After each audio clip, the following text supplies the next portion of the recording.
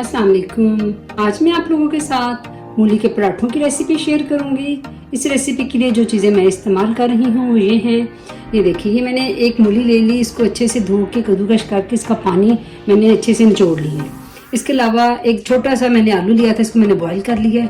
और ये देखिए, मसालों में मेरे पास ये 1 टीस्पून के करीब क्रश मिर्चें हैं, 1 टीस्पून भुना कुटा ज़ीरा है, 1 टीस्पून सूखा धनिया है, 1 टीस्पून ये मेरे पास पुदीना है। इसको मैंने ड्राई पुदीना लिया है। अगर आप चाहें तो इसकी जगह फ्रेश पुदीना भी ले सकते हैं।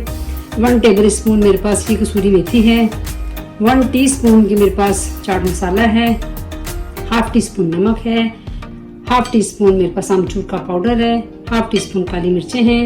नमक अपनी मर्जी से आप कम ज़्यादा भी कर सकते हैं, इसलिए मैंने नमक थोड़ा सा कम रखा है क्योंकि चाट मसाले में भी नमक होता है। और ये आटा मैंने दरमियाना जो होता है रोटी के लिए वो गूंद लिया है, थोड़ा सा इसमें नमक डाल दिया था। तो चलिए स्टार्ट करते हैं। ये देखिए, आलूओं को मैंने इस तरह मैश कर लिया है। ये आलू चले जाएंगे। आलू डालने से ये होता है कि जो मूली में, क्योंकि मूली आपको पता है इस तरह से ज़रा होती है तो ये इसकी बाइंडिंग नहीं होती, तो इसके लिए एक इसमें थोड़ा सा अगर आलू डाल दिया जाए तो इसकी अच्छी से बाइंडिंग हो जाती है और इसका टेस्ट भी बहुत मज़े का हो जाता है। तो ये सारे मसाले भी डाल देंगे, अब इसको मिक्स कर लेंगे। जितनी मर्जी आप अगर जिस साइज़ में आपको अच्छी लगे आप उस साइज़ में बना लें।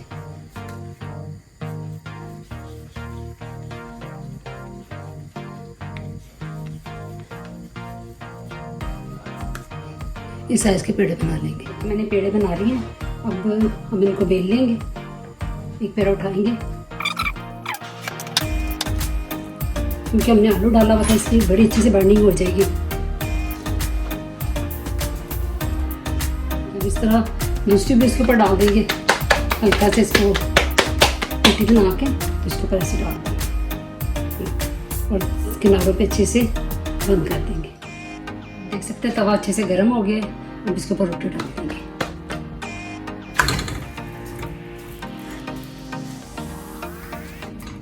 अब 1-2 मिनट इस तरह हल्की आंच पे पड़ा रहने देंगे ताकि एक साइड से अच्छी से पक जाए, सेट हो जाए, ज़्यादा ना पके क्योंकि हमने इसको घी थोड़ा सा लगाना है। अब इसकी साइड चेंज कर लेंगे।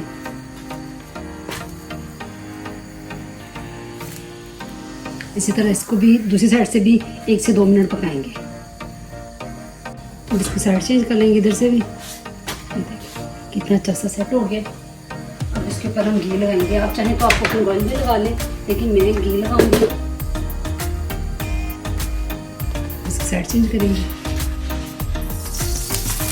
देखिए दूसरी तरफ भी अच्छा कलर आ गया। अब इसको अपनी प्लेट में निकालेंगे। प्लेट में मैंने ये किचन टॉवल रखा हुआ है, इसके ऊपर रख देंगे ताकि जो थोड़ा बहुत एक्स्ट्रा घी है वो इसमें आ जाए सारा।